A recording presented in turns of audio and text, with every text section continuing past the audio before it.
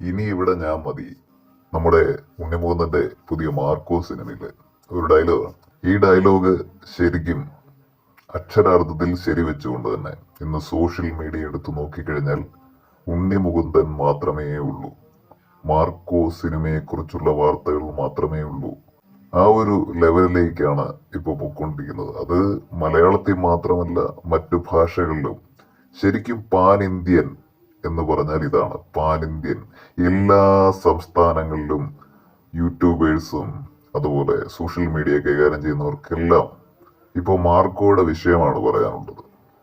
അപ്പോൾ മലയാള സിനിമയിൽ ഒരുപാട് വെല്ലുവിളികൾ, നേരത്തെ നമ്മൾ പറഞ്ഞതുപോലെ ഒരുപാട് വെല്ലുവിളികൾ നേരിട്ട ഒരു താരമാണ് ഉണ്ണിമുകുന്ദൻ. എല്ലാവരും ഒറ്റപ്പെടുത്താൻ ശ്രമിച്ച ഒരു താരമാണ്.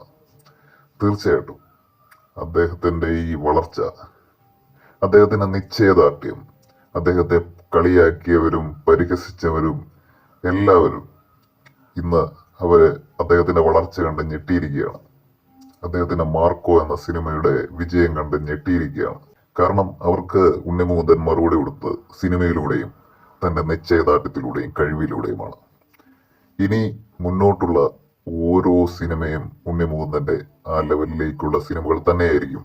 തീർച്ചയായിട്ടും സൂപ്പർ സ്റ്റാർ എന്ന ലേബലിൽ നിന്നുകൊണ്ട് തന്നെയായിരിക്കും ഇനിയും ഉണ്ണിമുകുന്ദന്റെ സിനിമകൾ വരുന്നത് എന്നതിൽ തർക്കമില്ല. നമ്മുടെ മലയാളത്തിന് അഭിമാനകരമായി ഒരു പാൻ ഇന്ത്യൻ സ്റ്റാർ ഉദയം ചെയ്തിരിക്കുകയാണ്.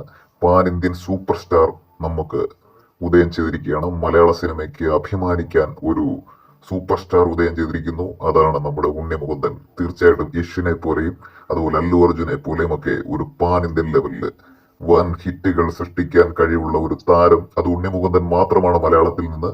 തീർച്ചയായിട്ടും പ്രൂവ് ചെയ്തിരിക്കുകയാണ്. ഇനി ആർക്കെങ്കിലും അതിൽ കഴിവുണ്ടെങ്കിൽ അവർ തെളിയിക്കട്ടെ.